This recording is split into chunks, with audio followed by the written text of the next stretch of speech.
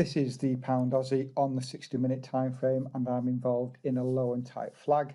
I got involved about 15 minutes ago. I was busy having my coffee, and when I've come back to it, I can see that we have rallied back down to previous structure here. So I'm not too sure if we're just going to continue this big rally all the way down. So I've jumped on now to do the video. Let's take a look at this and why it's a low and tight flag for me and why I've entered the trade. So going out to the dailies. First of all, what you should be noticing is that we are moving very directionally here, and with directional movement, we see low and tight flags, and they become more profitable for me because the win rate is higher in these situations. I'm just going to put a structure level on where we're currently at. There isn't really these structure levels here, we've already surpassed them. That's still valid, but there's not anything that is major that sticks out to me here on the daily time frame. Let's go down to the 240 and again look at the trend here. You know, very directional pullback, lower, small pullback, lower, pullback. Right here, lovely channel.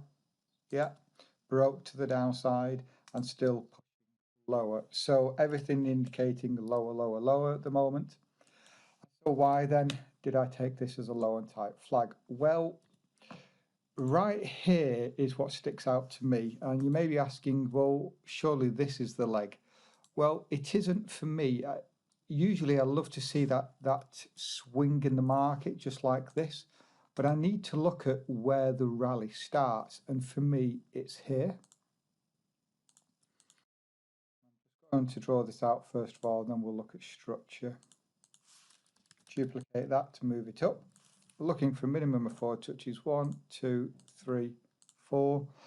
My entry was the close of this candle. So on the fourth test, I can't enter on the green candle. I can only enter on the red candle once we've clearly seen that structure is held, and we've seen a red candle, basically a bearish candle. If I also put, I'm not going to do a structure level, but I'm going to put on here. Okay, so what I've done here is I've highlighted these wicks here and here, and usually flags, including low and tight flags, is where we see these rotations. And as you can see, we've come into this previous structure and we're seeing a rejection of that. Now, if you do drop down to the 15, it is still valid on here. And I'm just going to throw on, but in fact, before I do that, this is the swing that I'm then looking at. So just going to go back to the 60, going to throw on the orders again, and the fibs will be from the swing low to the swing high, looking for that 127.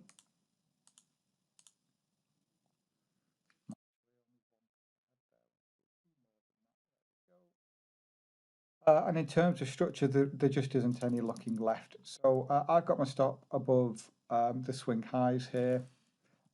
Because it was such a big red candle, it means that I don't have the best reward to risk, but it is still more than a 1-to-1. So 81 of risk, 101 of reward on this very nice looking low and tight flag.